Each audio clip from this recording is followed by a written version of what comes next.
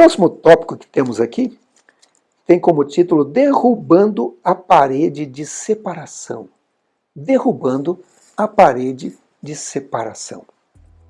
É muito famoso um outro muro. É o Muro de Berlim. Eu já tive a oportunidade de estar em Berlim algumas vezes e visitei o local do muro e vi ali o que restou do Muro de Berlim, né? Ele dividia assim o país, ou melhor, inicialmente a cidade em dois, a cidade de Berlim. De um lado ficou a Berlim Oriental e de outro lado ficou a Berlim Ocidental. Um lado ficou a União Soviética e do outro lado ficou os aliados, os franceses, os britânicos e os americanos. E havia essa divisão entre os dois lados, né? Após a Segunda Guerra, a atual capital alemã, Berlim, ficou dividida politicamente. Mas a circulação era livre, até que em 13 de agosto de 1961, uma construção literalmente cimentou a divisão entre o mundo comunista e o capitalista. E a nação ficou dividida por décadas. Quem estava do lado oriental não podia passar para o lado ocidental. Era proibido. E muitas pessoas morreram tentando cruzar do lado comunista para o lado capitalista. Realmente era uma coisa impressionante. E a queda do Muro de Berlim foi um dos acontecimentos mais marcantes no final do século XX. E aconteceu na virada de 9 para 10 de novembro de 1989. Televisões do mundo inteiro noticiaram e mostraram as imagens daquelas pessoas em cima do muro, falando com os guardas, e os guardas estavam ali, os guardas do lado oriental não sabiam muito o que fazer, até que o portão foi aberto, o muro foi derrubado, e as pessoas começaram a passar de um lado para outro.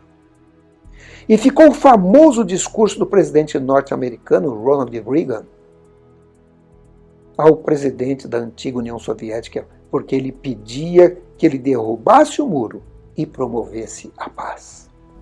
General Secretary Gorbachev, if you seek peace, if you seek prosperity for the Soviet Union and Eastern Europe, if you seek liberalization, come here to this gate.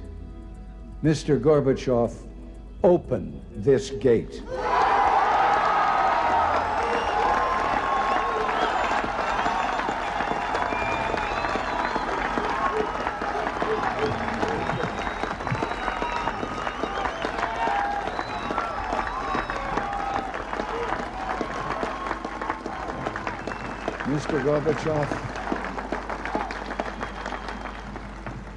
Mr. Gorbachev, tear down this wall.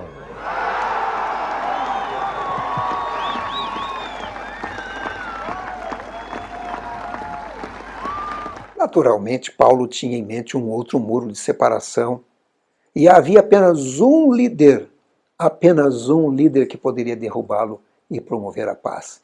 Você já imagina que líder seria isso, né? Esse, não é verdade? Você já imagina que líder seria esse. Em Efésios 4:32, Paulo diz: porque ele é a nossa paz, o qual de ambos os povos fez um, e derrubando a parede de separação que estava no meio, na sua carne desfez a inimizade, isso é, a lei dos mandamentos, que consistia em ordenanças para criar em si mesmo, dos dois, um novo homem, fazendo a paz. Claro que você e eu concordamos que Jesus foi o que veio e promoveu a paz através do seu sacrifício na cruz do Calvário entre os judeus e os gentios. Ele morreu por todos, inclusive pelos judeus e também pelos gentios, né? Na verdade, ele morreu pelos judeus e por todos os habitantes do planeta Terra, né? A salvação estava estendida a todos. Mas o que será que Paulo queria falar sobre os mandamentos? Veja, ele diz assim em Efésios 4:32. Vamos ler de novo. Na sua carne desfez a inimizade, isto é, a lei dos mandamentos, que consistia em ordenanças para criar em si mesmo dos dois um novo homem, fazendo a paz. Alguns cristãos pensam que Paulo está dizendo aqui que então os 10 mandamentos foram abolidos. Ou seja, quando Jesus morreu na cruz, então aboliu-se os 10 mandamentos e não precisa mais se guardar os 10 mandamentos. Mas será que é isso que Paulo fala? Porque quando você começa a analisar o livro de Efésios, você percebe que Paulo vai citando os mandamentos. Notem comigo. Vamos ver aqui. Efésios 6, 2 e 3, ele cita o 5º mandamento da lei de Deus. Ele diz assim: honra teu pai e a tua mãe, que é o primeiro mandamento com promessa, para que te vá bem e vivas muito tempo sobre a terra. Interessante, não é? Se ele fala do 5º mandamento, então não poderia ter sido abolido, né? Mas percebam, em Efésios 5, 3 a 14, 21 a 33, ele fala do 2º e do 7º mandamento. Olha, ele cita agora 2 mandamentos. Ele diz assim: mas a fornicação e toda a impureza ou avareza nem ainda se nomeia entre vós, como convém aos santos, porque bem sabeis isto, que nenhum devasso, ou impuro, ou avarento, o qual é idólatra, tem herança no reino de Cristo e de Deus. Então ele está falando daquele mandamento de não adulterar e do mandamento da idolatria, que é o 2º mandamento: não farás para ti imagem de escultura. Nossa, até agora já vimos que ele citou 3 mandamentos da lei de Deus. Então, certamente, ele não tinha em mente a lei de Deus quando falou das leis das ordenanças.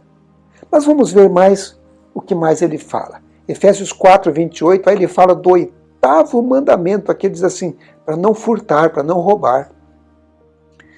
Ali ele diz: antes, o que furtava, não furte mais. Antes trabalhe, fazendo com as mãos o que é bom, para que tenha o que repartir com o que tiver necessidade. Puxa, mas agora ele está citando mais um mandamento da lei de Deus. O 8º mandamento. Vamos ver mais um mandamento que ele cita. Isso aparece em Efésios 4, 25, onde ele cita o 9º mandamento. Por isso deixai a mentira e falai a verdade, cada um com seu próximo, porque somos membros uns dos outros. Então, aquele mandamento diz: não dirás falsos testemunho, não dirás falso testemunho, não mentir. Não é? Paulo está dizendo que está valendo. Puxa vida, vejam que ele vai validando os mandamentos aqui no livro de Efésios. Em Efésios 5, verso 5, ele fala do 10º mandamento. Olha o que ele diz: porque bem sabeis isto, que nenhum devasso, ou impuro, ou avarento, o qual é idólatra, tem herança no reino de Cristo e de Deus. Ou seja, aquele mandamento, não cobiçarás, está valendo. Porque ele coloca aqui, falando dos mandamentos da lei de Deus, né? Mas então, o que ele queria dizer com esses mandamentos da lei de Deus, ou lei das ordenanças, né? O que ele queria dizer? Bom, a lição traz uma explicação, e ela diz assim: ele falou do uso indevido da lei, mas a honrou e assumiu sua continuidade. Então ele estava falando do uso indevido, aqueles mandamentos que foram criados, né? A palavra lei em Efésios 2, 14 e 15 se refere aos aspectos cerimoniais da lei que separavam o judeu do gentio, representados na complexa expressão a lei dos mandamentos na forma de ordenanças, como ele diz em Efésios, ou todo o sistema do Antigo Testamento conforme interpretado, ampliado e mal utilizado como obstáculo para separar judeus dos gentios. Havia uma série de ordenanças que apontavam para a cruz.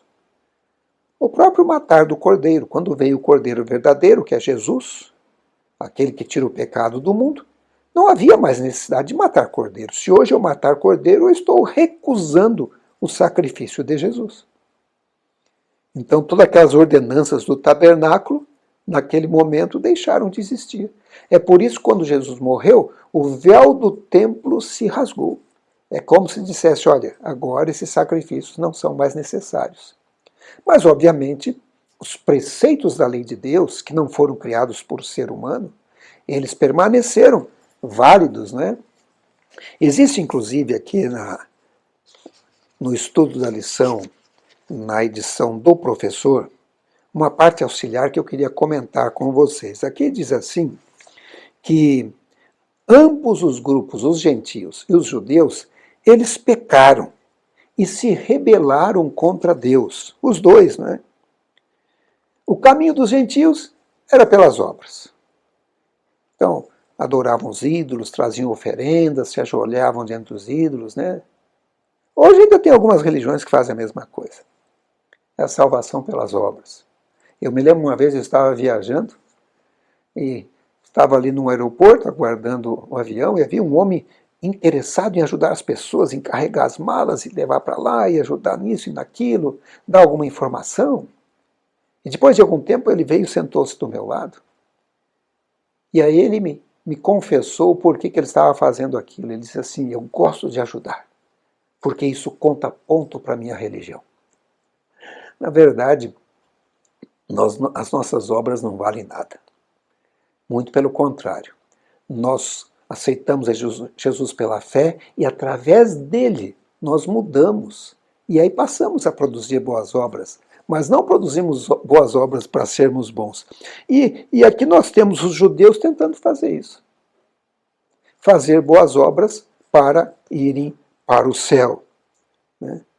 Eles pensavam que ao fazer isso. E então não tinha muita diferença entre os judeus e gentios naquele tempo. Tanto os judeus quanto os gentios, eles eram a mesma coisa, rebeldes, pecadores contra a graça de Deus. Cada um queria ser salvo pelas obras, né, por suas obras. Tanto os judeus como os gentios estavam lutando por uma religião de obras. E aí posso até dizer que a religião dos judeus então era gentílica, né? Não era a religião vinda do céu. Mas Paulo então ele luta para manter essa visão da graça entre eles como fundamento da religião cristã. Né? E agora ele chama os judeus, chama os gentios para abandonarem as suas posições nessa confiança nas obras e agora passar a aceitar a graça de Deus em Jesus Cristo. E agora aceitar a graça de Deus para se reconciliar com Ele por meio de Jesus Cristo. E aí eles iam descobrir como fazer parte do mesmo povo de Deus, do mesmo povo que iria para o céu, serem cidadãos celestiais, né? E membros da mesma família, a família celestial. Isso ainda ocorre hoje, entendeu? Nós temos que aceitar Jesus Cristo pela fé. Somos salvos através da graça de Jesus Cristo mediante a fé. É assim que deve ser, não é? É assim que deve ser. E no livro O Maior Discurso de Cristo, escrito por Ellen White, ela diz assim, Cristo afasta a parede de separação, o amor próprio, o separatista preconceito de nacionalidade e ensina amor a toda a família humana. Ergue os seres humanos do estreito círculo que o egoísmo lhes prescreve. Elimina todos os limites territoriais e as convencionais distinções da sociedade. Não faz diferença entre vizinhos e estrangeiros, amigos e inimigos. Ele nos ensina a considerar toda a alma necessitada como nosso semelhante e o mundo como nosso campo.